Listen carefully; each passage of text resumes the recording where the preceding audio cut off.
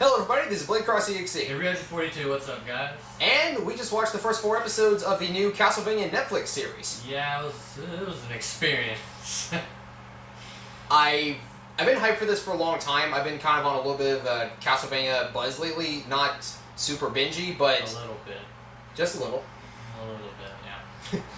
Well, I've been excited for this ever since I first heard it announced. And, of course, this is going to be a overview of what we've watched. So, obviously, spoiler alert. If you don't want anything spoiled for you, leave now. You've been warned. Time's up. Anyways. Alright, so, first impressions. Why don't you go first? Yeah, I know a little more about Castlevania than you do, so, so coming from the outside. I'll be faster. Yeah. Well, I really enjoyed it. Like, I like the dark storytelling. I'm gonna beat you to the punch. Uncle Crow needs to calm down a little bit with the badassness. Wow.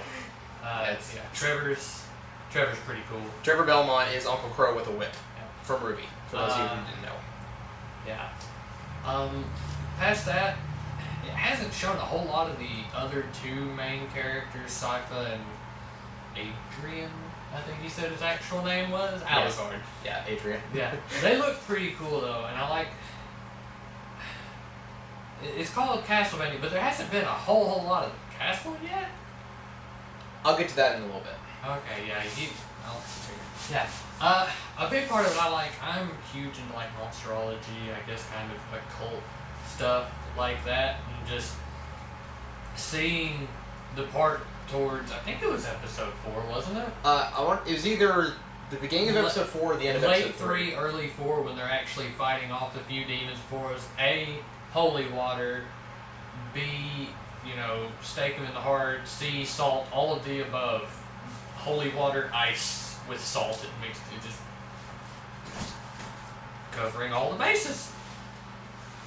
Yeah, that really impressed me. And despite our internet connection, once it finally settled down, it looked amazing. Yeah, minor note, when we first started watching it, since we're watching on Netflix, and we're also watching on a big honking TV, on the opposite side of my house from the which probably didn't help. It started off being okay, then when the bats start flying around, like 5 seconds in, you know how a low-res video looks? It looked like garbage. Like, it's not the animation's fault, it was the internet connection, but once it cleared up, it looked magnificent. About somewhere in episode 2, I was like, wait, when did this get so pretty? What happened? Yeah,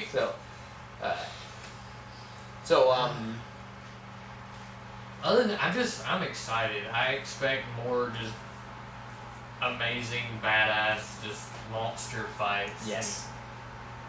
I have to say, Dracula's a lot nicer than probably what I would be in that situation, given his power level, but I digress. Okay, before I go on the whole, what I know about Castlevania... The rest of the video, essentially. Before I go on that whole spill, I want to talk about how the show was made first. I'm getting a huge Hellsing vibe from this, of course, it being anime style. I don't know if it was actually made in Japan or what, but anime style, vampire hunting with... Dracula and Alucard. Obviously, there's going to be some comparisons between Hellsing and that, since Hellsing's, of course, based on the Dracula novel. But that aside, the animation's really pretty. What I really liked is a lot of the fluid motion when Alucard starts fighting. If you watch his sword fight sequences, he's got a stupidly long sword. It's like Sephiroth length, almost. And it's given a little. Just, maybe a little shorter. But the motion is super fluid. It's not super over the top and flashy, but it's still eye-catching. Like sword play. Yes, it actually looks like legit sword skill instead of just typical anime sword skill. He's not just wildly swinging it around because he can. It actually looks believable, to put it that way. Now I'm not the most well versed in Castlevania, but I do know my way around a little bit. I can obviously tell this is based after Castlevania 3, Dracula's Curse from the NES, because we've got 3 out of the 4 main characters so far. Trevor Belmont, Sypha the Magician, Alucard, son of Dracula, but we're missing Grant.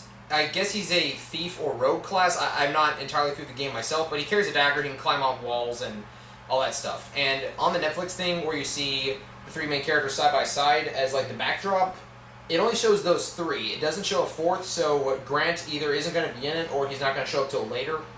I don't think. You know more about that than me. We could get him in later. That'd be cool. I'm open to more amazing characters. Yeah, I'm all for making this its own thing too. And unpopular opinion, I actually loved Lords of Shadow. Gameplay wise, yeah, it had faults, but I love the story behind it. And I actually thought it was going to be typed at that since that was the most recent Castlevania game. Wow, that has been the most recent Castlevania game, hasn't it? I think so. It's been a minute. This is not what I expected when I heard they were making a Castlevania series, though. I expected it to be a lot more like the game. I expected it to be in the castle. That's kind of, the few that I've played have been like that. Like you just kind of show up in the castle. And yeah, that actually started with Symphony of the Night. Short history on that. When Symphony of the Night, Metroidvania became a thing. Mm-hmm. Pretty much the entire game that was done in that style takes place in the castle. In the other games, like 1 through 4 and Rondo of Blood, you get to go through like some cemeteries, jumping over waterfalls, and then you get to the castle. So yeah, the whole town scene is perfectly in line with the original Castlevania series, original Castlevania games, original series, and so on. But seeing Trevor just the way he took charge like that, just immediately knew how to fight these hordes of demons. I expected him to be doing it all on his own, but getting the town involved is something that I didn't see coming at all, because you almost never meet anyone else in these games. It's almost always you're on your own, or you have 1 or 2 other characters. But that was... I loved that. Yeah. That was amazing. And, holy saltwater ice yes. spikes. I mean... I think Sypha is going to be one of my favorite characters in this whole thing. I like mages. Yeah. And one of my favorite lines, Trevor says, "You guys should go find some beer." And Sypha says, "I could pee in a bucket and tell him it's beer." She's sassy, and she's amazing, and she knows it. She's not afraid to hide anything, so it's... I have a feeling she speaks for mine. This is going to be an amazing series once we get more episodes. If we can, we're going to try to do more videos like this, giving our thoughts on the first few episodes and all that. And I'm seeing a lot of throwbacks to the original game style as well. Of course, the whip being the main weapon, the throwing daggers are the staple sidearm. So, yeah, he was not aware of how awesome but impractical a whip can be as a weapon. No, I was not. Yeah, they're kind of crazy. You should check it out. Like, not even that, man. Just go look up some crazy stuff that people have done with whips. It's mind-blowing. I can believe it. Yeah. I wouldn't say everything that Trevor does with the whip is fully believable, but from some of the stuff that I've seen, I'm more inclined to be on the benefit of the doubt side.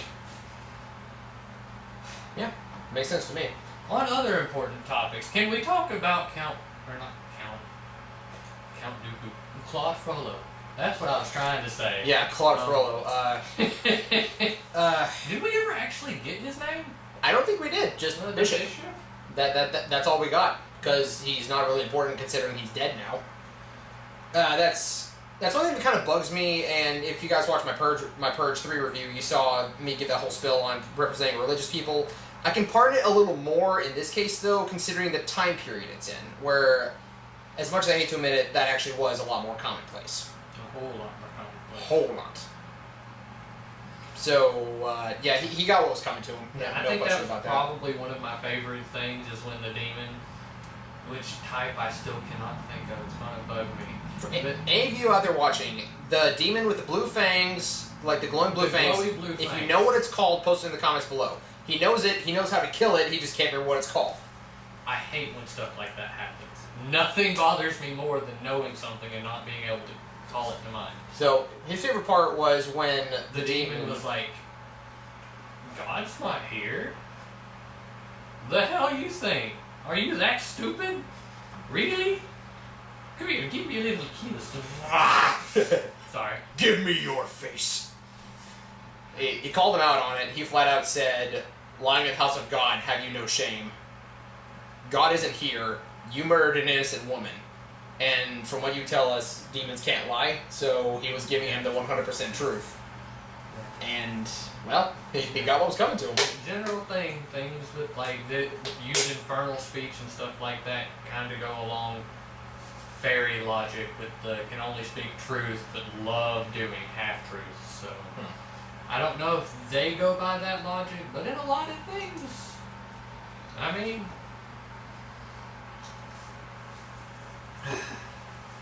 I'm getting a big Helsing family vibe from the Belmonts from what we've seen so far. Well, unless I'm mistaken, they're based off of the Helsing family from the Stoker novels, are they not? Or novel? Depends on the game, because I know that it does tie back to the Dracula novel, because in one of the games you get somebody named John Morris, who is the son of Quincy Morris from the book. So I don't know how directly related the Belmonts are, but there is some tie to the official Dracula lore with that. What I mean is, again, I was making the comparison, it's with the Helsing family from the Helsing anime. It's how, while they were doing good, and to a certain extent, in the name of the church, they were dabbling some things that the church doesn't necessarily condone. So when we have, in Helsing, we have the Helsing family fighting the Iscariots, even though they have a common enemy. It's like we have the church here and the Belmont family, and the Belmont's been outcast because they know how to kill supernatural things because they were dabbling in it themselves, but it was for the greater good, even though the church didn't see it. The dabbling was probably the experiments to learn how to kill said things. Yeah. When does that matter?